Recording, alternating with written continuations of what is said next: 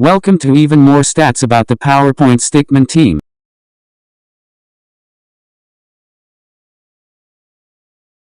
Magenta Stickman Khan, Magenta Gembonder, scientist DNA infused, 14 years old, stick hero number 4 and a staff wielder. An eon-long path to becoming a true genius or scientist takes lots of knowledge and even solving the hardest of problems. The path to math, mythology, astrology, science, etc. And a big brain is required to do that. It would just need a normal medium-sized brain to think the question through. Using your resources is also a key part of the question. The answer comes from the stick woman, Magenta. She was born in 2000, it's a year, not a number, to a family of stick scientists, and had the passive ability to be a human calculator at the time. When the parents first saw the newborn, they named her Magenta, a color close to pink, and the human brain. Through the years of growing up, she has been experiencing the world through God, equations, science, and power. They were amazed at how much she could do, so they sent her to school, powering up Magenta's knowledge even further. Passing all classes with straight A's throughout elementary and middle, she seemed like the popular kid at the time.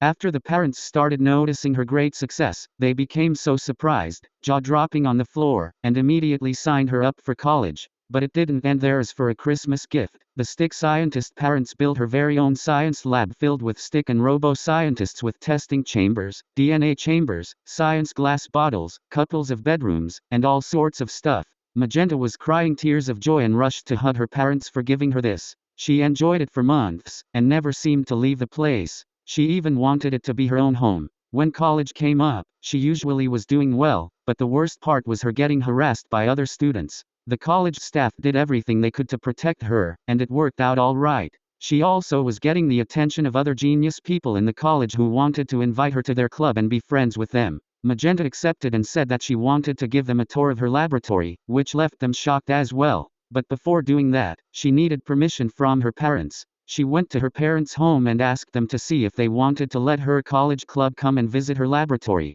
They agreed and pleaded with a thank you, as she left. At around 5 in the evening, there were cars parked at the laboratory's entrance. As the college club visited the place, they recorded notes of everything and action of what the scientists did, combing chemicals, matching equations to periodic table elements, and DNA tests. They left a 10/10 rating at her laboratory and with more visits every day because she even made her home public to anyone and made a rating machine toward the exit. Her laboratory was on the news that night. When a news reporter asked Magenta what path would rarely be recommended for other scientists to take, she quoted, "When your brain grows, it just becomes a part of your body. It doesn't become all that smart firsthand, but it's a flower-growing path to being a true genius. You begin planting the seeds by absorbing knowledge from watching educational TV, reading 100-plus page books, and thinking back on your life activities and the true purpose of doing them. Next, you water them by doing good in school, finding random news articles, and even sleeping. Sleeping is what freshens seeds in your mind entirely as you soak in thoughts of your IQ in such subjective cases.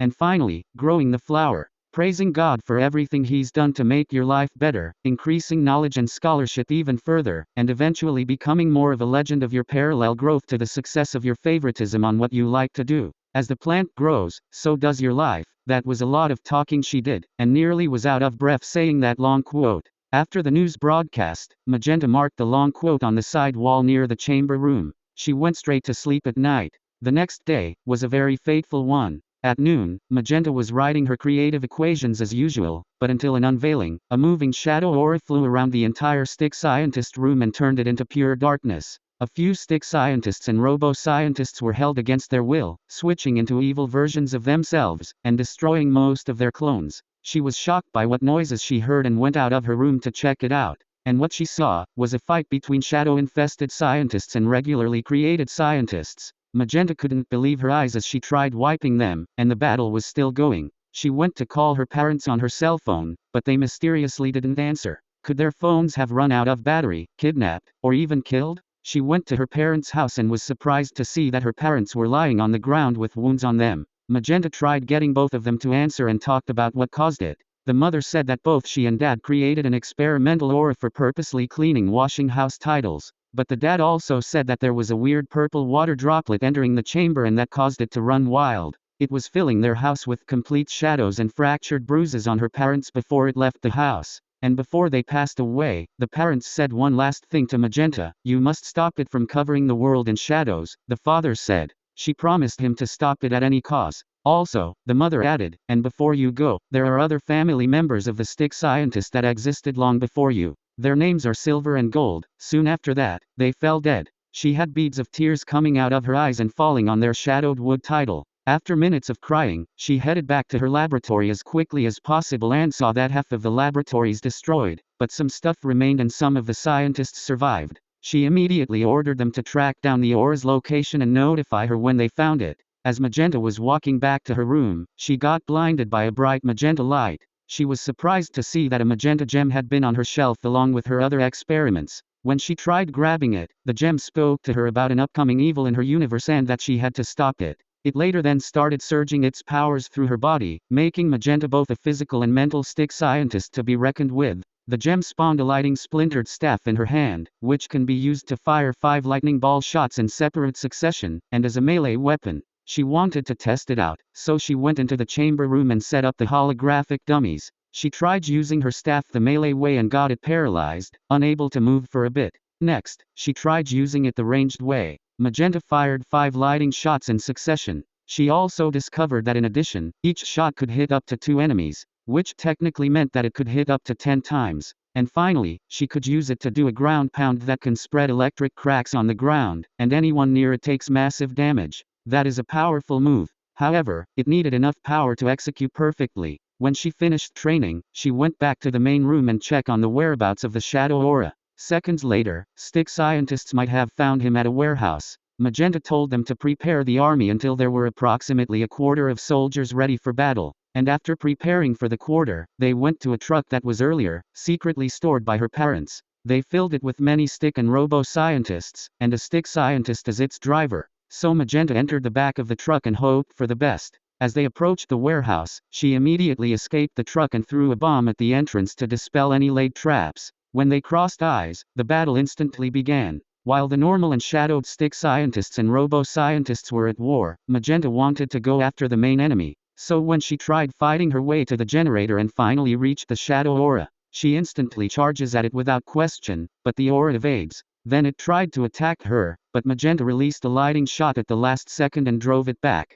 She still noticed the main thing in front of her to destroy, the generator. As she tried lunging at it, blocked by a force field set by the shadow aura, and that would only break once the owner disables it or something. She found that was the case, so she kept firing lighting shots at the shadow aura, without missing a single shot, until it gradually became a piece of pure dust. And after it vanished, the force field disappeared, in which she decided to concentrate her gem and weapon power for one final attack. As Magenta was powering up her strike, she was thinking about her path to becoming a true genius and her family's legacy. And with one final blow, it was finally destroyed, and everyone in the universe turned back to normal. The stick and robo-scientist went back to their normal selves, and they left Magenta behind. She follows them back eventually after passing out on the floor for a few minutes to dodge a couple of attacks and fire many shots. Instead, and following back, the gem teleported her back to the lab. Magenta noticed as she woke up at her half-destroyed lab. Then, the gem finally called out to her to join the team for her use of academics, equations, and protection cause.